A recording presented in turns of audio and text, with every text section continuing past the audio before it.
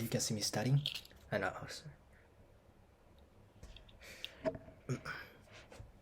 Yeah, you can just see me studying, and you can't really see, other than studying, or I'd say reading.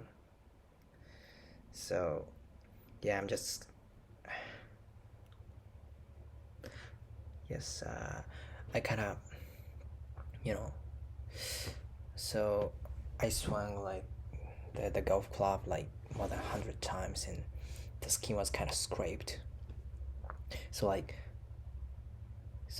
it's quite it's just a little bit, but like, it's about to like removed from the actual body. So I've got to be really careful, or I just want to cut it off. So I'm just gonna cut this one. Yeah, these days I haven't really spoken English. The last time I spoke English was like, I think the last time was like on the third April, I think. When I had a what is that? When I had a what is that? What kind of ceremony is that? Like entry ceremony, for the company. So when I first went to went to work, just go to work. Yeah, when I first went to work at the place where I always go, for work. There's a guy from Pakistan, sitting next to me, and then he suddenly started talking to me, and we just kind of introduced each other, and we just got to know. And I think that's the last time. And yeah, and this is the second time. I think, what is that, like since April. It's still 10th April, but yeah. So the English I use, or the way I give me a sec. Let me just focus. Just concentrate.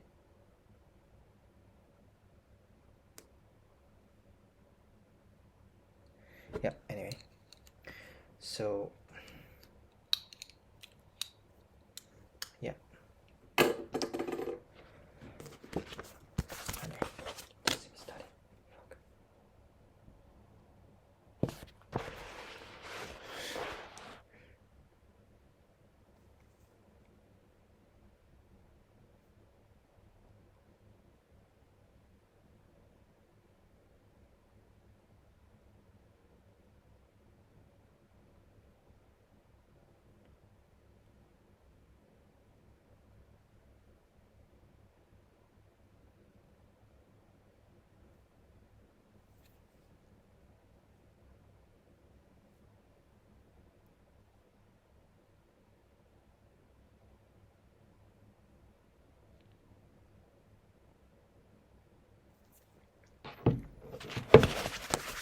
Yeah.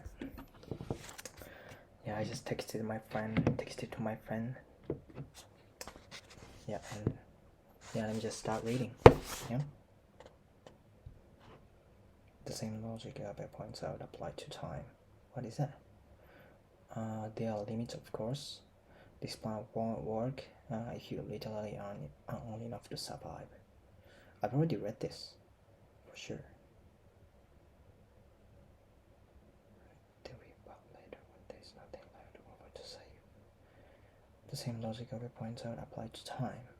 If you try to find time for your most valued activity by first dealing with all the other important demands on your time, what the fuck?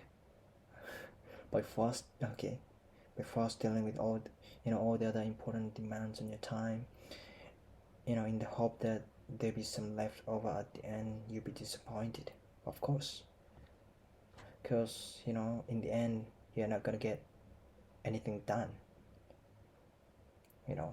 or you're not gonna get anything that you feel like that you think is impossible, that you think is important. Anyway, so if a certain activity really matters to you, if it's a really what to say, so it could just as easily be nurturing a relationship and or activism in the service of some cause. The only way to be sure it will happen is to do some of it today. no matter how little or no matter how many other genuinely big rocks may be begging for your attention. After years of trying and failing to make time for her illustration work, by taming her to-do list and shuffling her schedule, Abel saw that her only viable option was to claim time instead, to just start drawing for an hour or two every day and to accept the consequences, even if those included neglecting other activities she sincerely valued. So there are a lot of things that she really wants to do, which she can't do, because of the lack of time. But like, she totally accept the fact of like having to neglect time. And this is the important part, and you have to get used to it so that like you're not gonna get hurried. And let me tell you, being hurried, always being hurried just makes you uncomfortable and makes you really stressed, and that situation is fucking stressful as hell. So, and that's what I did like whole time, what is it like? So like since I think like 4 years ago or something, I started feeling like, there's no time left, in a day, so I have to do as much as possible to improve myself and to make everything better, and then like as a feeling, like time always follows me, right on my back, and then whatever I do, there are still tons of things that I want to do, and I couldn't do most of it, so I missed it.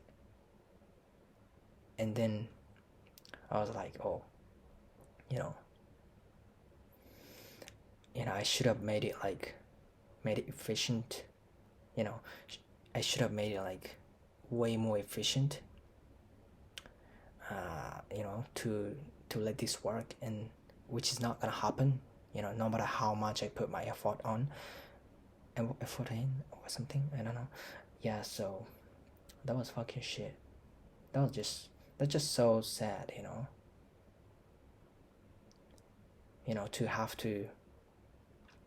to have to get hurried, even though like you can't do it no matter how much you've done, no matter how much you try to do. That's the saddest thing. Anyway, let me focus, bro.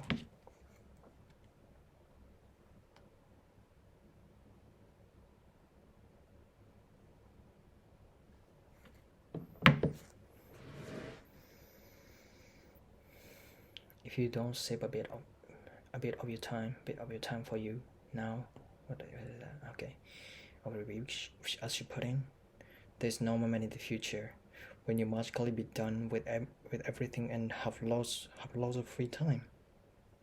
This is the same insight embodied in two venerable pieces of time management advice. To work on your most important project for the first hour of each day, and to protect your time by scheduling meetings with yourself, marking them in your calendar so that other commitments can't intrude. Thinking in terms of paying yourself first, transform these one-off tips into a philosophy of life, at the core of which lies a simple insight. If you plan to spend some of your 4,000 weeks doing what matters most to you, then at some point you're just gonna have to start doing it. The second principle is to limit your work in progress. What is that? Limit your work in progress? Interesting. Give me a sec.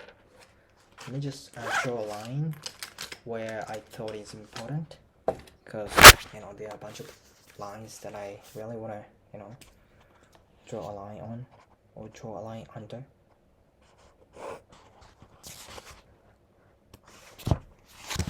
Put yourself first. So to make some time or to try to to try to make the situation look more, look like there is a time.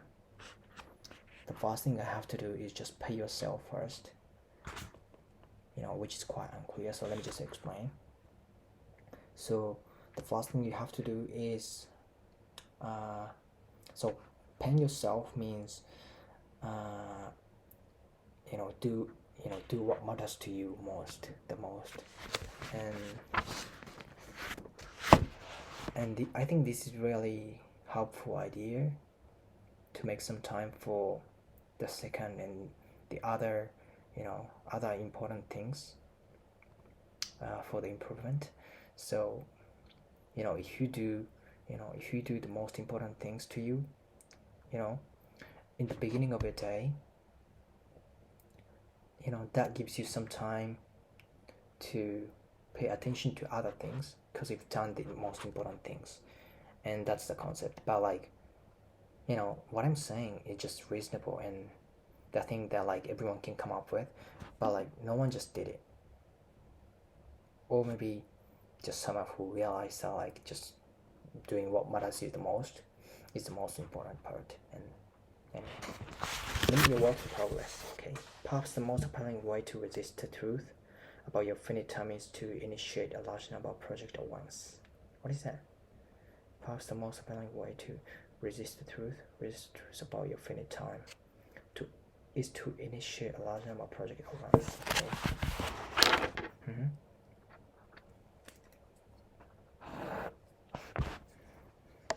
That way, you get to feel as if you're keeping plenty of irons in the fire and making progress on all fronts.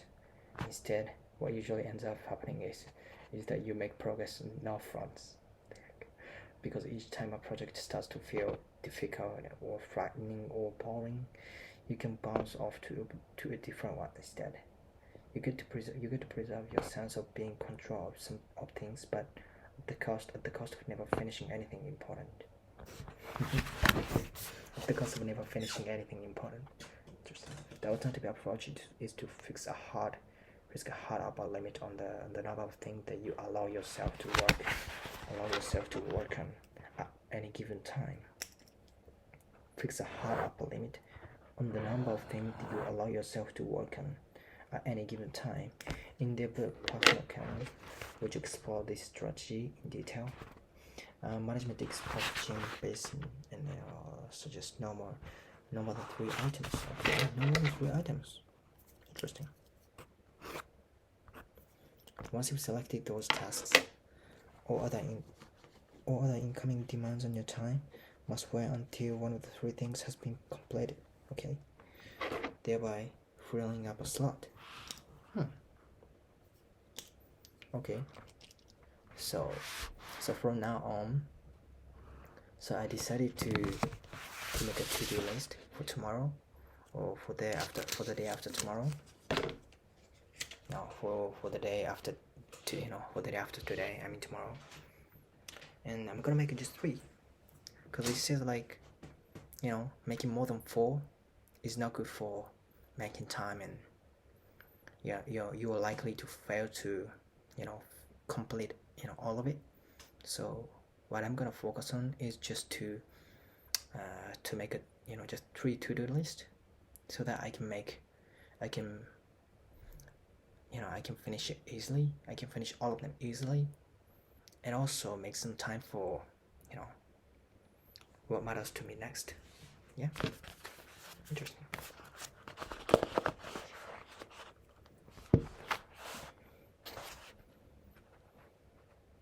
It's also permissible, but when abandoning a project altogether if it isn't working out. The point isn't to force yourself to finish absolutely everything you start, but rather to banish the bad habit of keeping an ever proliferating half-finished project on the back burner. Okay. Making this rather modest change. What's so itchy? I'm just wearing the thing to make my abs warm, to make my stomach warm. and it's just so fucking itchy as hell. It was no longer possible for me to ignore the fact that my capacity for work was strictly finite, because each time I selected a new task from my to-do list making rather modest change to my working practice produced a slightly or startlingly large effect. Okay, startling. It was no longer possible for me to ignore the fact. It was no longer possible for me to ignore the fact that my capacity for work was strictly finite, because each time I selected a new task from my to-do list as one of the three work in progress items, I was obliged to contemplate all those I'd inevitably be neglecting in order to focus on. Okay.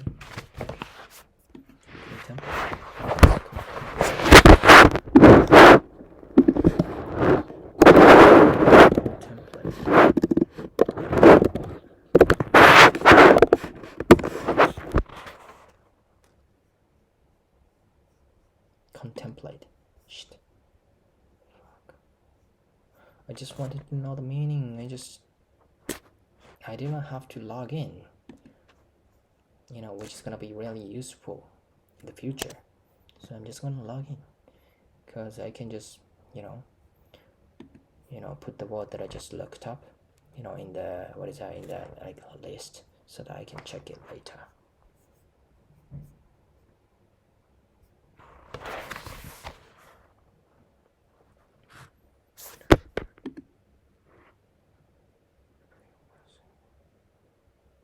Contemplate all those.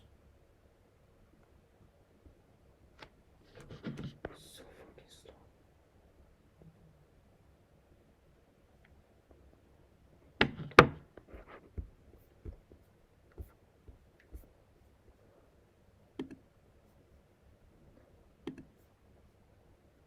Spend time considering a possible future action. Contemplate. Contemplate all those. Okay. And it precisely because I was being forced to confront reality in this way, to see that I was always neglecting most tasks in order to work on anything at all, and that working on everything at once simply wasn't an option. The result was a powerful sense of undistracted calm, and a lot more productivity than my days as a productively obsessive. Another happy consequence was that I found myself effortlessly breaking down my project into manageable chunks, a strategy I'd long agreed within theory, but never properly implemented. Now it became the intuitive.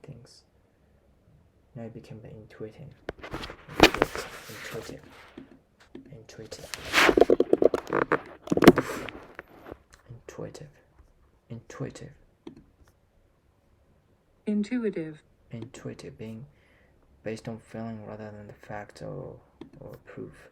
Okay, intuitive, interesting word.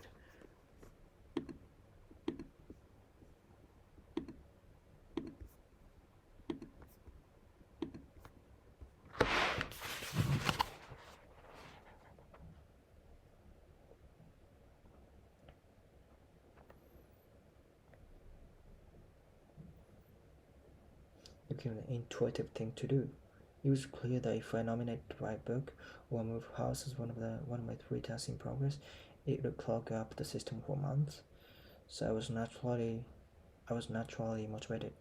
I was naturally motivated to figure out the next achievable step in each case instead. Rather than trying to do everything, I found it easier to accept the truth that I'd be doing only a few things on any given day.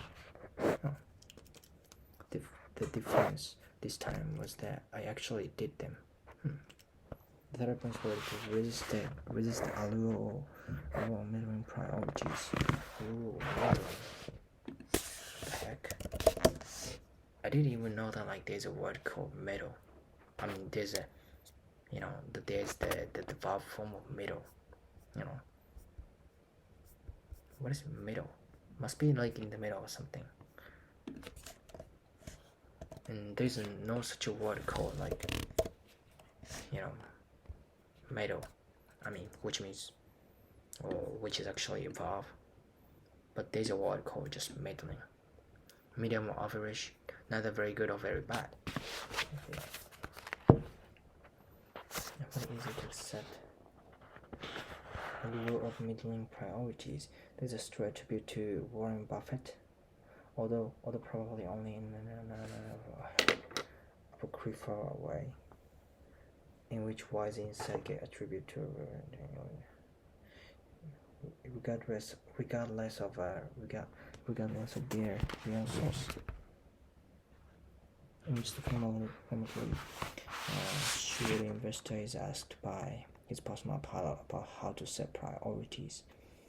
I'd be tempted to respond, just focus on flying the plane. But apparently, this didn't take place mid-flight, because Buffett's advice is different. He tells the man to make a list of the top 25 things he wants out of life, and then to rank them in order, from the most important to the least. The top five Buffett says should be those around which he organizes his time. But contrary to what the pilot might have been expecting to hear, the remaining 20, Buffett allegedly explains, on the second tier top list to which he should turn, when he gets a chance. Far from it. In fact, there was the one he should actively avoid at all cost. Because their ambitions is sufficiently important to him to form the core of his life, yet seductive enough to distract him from the ones that matter most.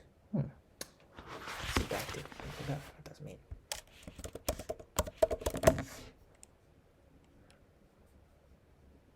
Intended to seduce someone. What's it mean? To make someone feel attracted to you. Want to have sex? What the heck? Seductive. Okay. So that means like want to do something or something. Okay. Then that makes sense. Ambition is insufficiently important to him to form the core of his life, yet seductive enough to distract him from the ones that matter most. You needn't embrace the specific practice of listing out your goals. I don't personally, to appreciate the underlying point, which is that in the world of too many big rocks, it's moderately appealing ones, the fairly interesting job opportunity, the semi-enjoyable friendship, on which your finite life can come to grief. It's a self-help glitch that the most of us need to get better at learning to say no. But as a writer, I give our points out. It's all too easy to assume that this merely entails finding the courage to decline various tedious things you never wanted to do in the first place. What is that? Entail.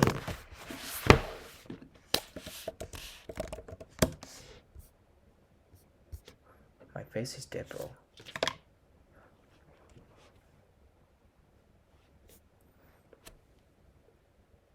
To make things necessary to involve some entail.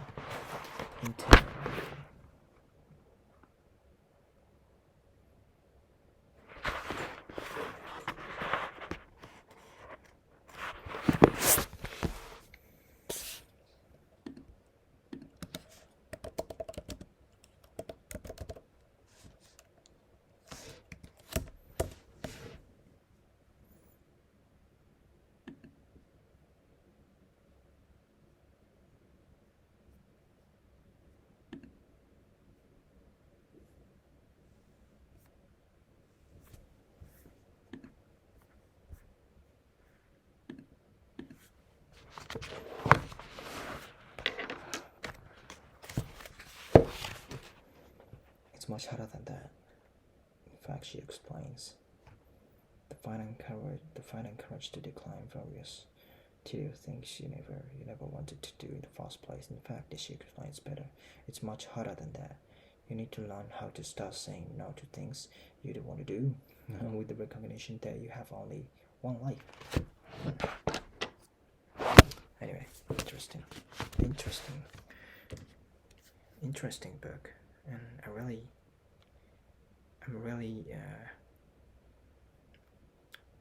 every time I read,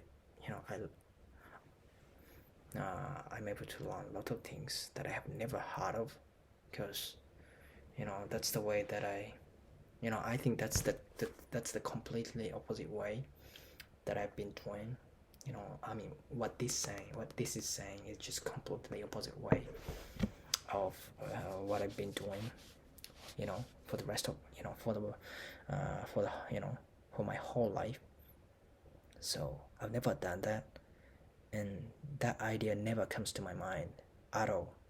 So, everything it says just quite interesting, and really fresh to my, to my knowledge. And yeah, I think I'd say that, like, that's one of the book that, like, changes my mind. Not just makes me be able to organize the time and maximize my efficiency, but also, like, makes me really relax, and just change my idea or change my mindset towards the time. Because I say, like, time is like what I've been scared of, since I graduated from from high school, because that's where I lived. That's the way I lived, and that was the only way, that I can, you know, I thought that was the way to put, all the effort, in my life, and, to be successful in my life. But apparently it's not. I think that's correct,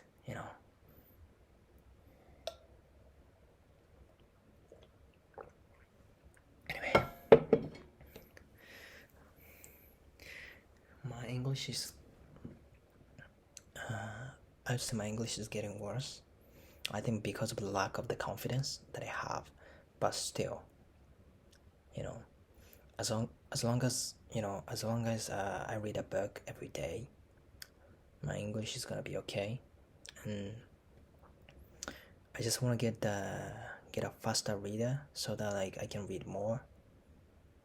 So if I could, so as long as our time allows, if I could, I'd like to read one article from like, what is a World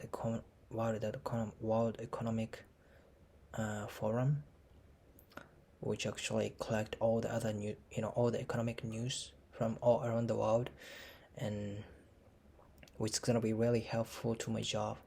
So if I could, I just want to do that. But also, reading a novel, and get to know other knowledge is also really important to me. So I think those are most two important things to my life. It's just difficult decision to make. But also, like, to maintain my English level, listening to English is also listening to radio is really important as well. But, like, if I rank all of them in, like, in the list of, like, how important it is, to my life, I would say, like, the first place and the second place would be reading a book, reading a novel, and reading an article. And listening to radio comes to the third place. So difficult. Yeah, let's just read a book or read an article.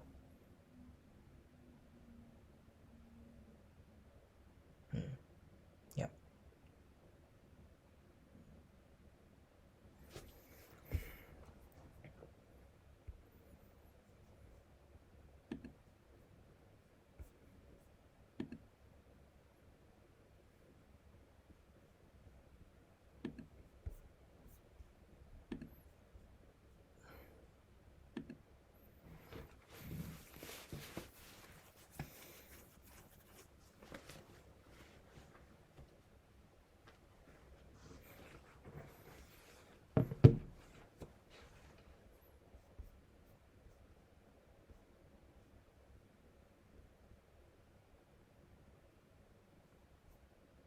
Anyway, I think that'll be it. See ya.